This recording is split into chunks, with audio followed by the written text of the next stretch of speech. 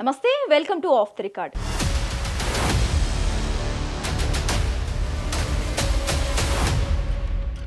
Assembly ఎన్నికల సమయంలో రాష్ట్ర రాజకీయాలకు ఆ పట్టణం కేరాఫ్ అయింది. 3 ప్రధాన పార్టీలు ఉన్నట్టుండి ఆ ప్రాంతంపై ఎనలేని ప్రేమ కురిపించాయి.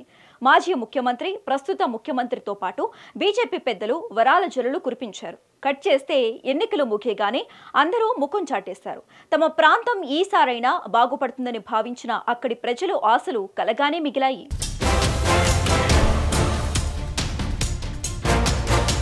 ఇది ఉమ్మడి నిజామాబాద్ జిల్లాలోని కామారెడ్డి నియోజకవర్గం. రాష్ట్ర రాజధానికి 100 కిలోమీటర్ల దూరంలో ఉంది.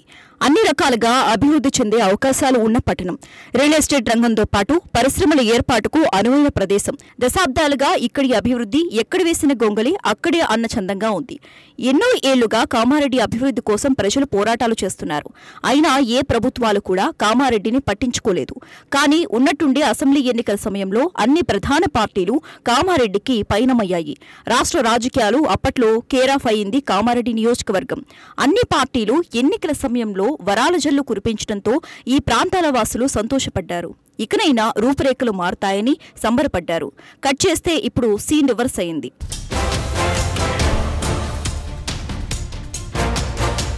కామారెడ్డి నియోజకవర్గంలో ఎన్నికల సమయంలో అభ్యర్థులు ఇచ్చిన హామీలు అంతా ఇంతా కాదు. కాంగ్రెస్ నుంచి ప్రస్తుత సీఎం రేవంత్ రెడ్డి, నాటి బీఆర్ఎస్ సీఎం కేసీఆర్ బరిలో ఉన్నారు.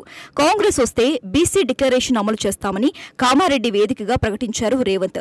ఎన్నికల సమయంలో 200 కోట్ల అభివృద్ధి నిధులు ప్రకటించారు నాటి సీఎం కేసీఆర్. కామారెడ్డిని రాష్ట్రంలోని ప్రత్యేకంగా తీర్చిదిద్దుతామని ఎవరికి వారే హామీలు కుప్పించారు. దీంతో నియోజకవర్గ ప్రజలు తెగ సంబరపడిపోయారు. అయితే ఎన్నికల ఫలితాలు తారుమారయ్యాయి. ఊహించని రీతిలో బీజేపీ అభ్యర్థి కాటిరెడ్డి వెంకటరమణారెడ్డి గెలుపొందారు.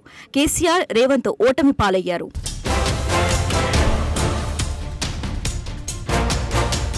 అయితే ప్రస్తుత కామారెడ్డి ఎమ్మెల్యే కాటిపల్లి వెంకటరమణారెడ్డి కూడా ఎన్నికల సమయంలో భారీ హామీ ఇచ్చారు.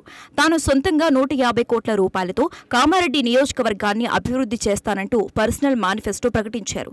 కానీ ఎన్నికలు ముగిసిన తరువాత సీన్ కాస్త రివర్స్ అయింది. ఇప్పుడు ఆ ఊసే ఎత్తటం లేదన్న వెంకటరమణారెడ్డి ఇక ఓడిన నేతలు సీఎం రేవంత్, కేసీఆర్లు నియోజకవర్గానికి రావటమే మానేశారు. ఇచ్చిన హామీలు నీటి మాటలయ్యాయి. కామారెడ్డిలో ఓడిన సీఎం రేవంత్ కొడంగల్ నుంచి గెలిచి సీఎం అయిన తర్వాత కూడా కామారెడ్డి నియోజకవర్గాన్ని మాత్రం పట్టించుకోవటం లేదన్న ఆరోపణలు వినిపిస్తున్నాయి.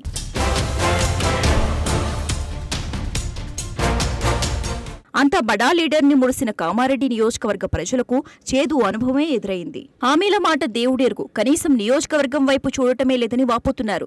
నాటి సీఎం ప్రకటించిన 200 కోట్ల అభివృద్ధి నిధులు అయినా ప్రస్తుత సీఎం రేవంత్ ప్రకటించాలని కోరుతున్నారు నియోజకవర్గ ప్రజలు. ఇద్దరు ఉద్దండులు బరిలో నిలిచినా సామాన్యునికి పట్టం కట్టారని కోపంగా ఉన్నారా, లేక ఎన్నికలు ముగిశాయి కాబట్టి కామారెడ్డితో తమకేం పని అన్న ఫీలింగ్లో ఉన్నారా అన్నది జనాలకి అర్థం కావటం లేదట.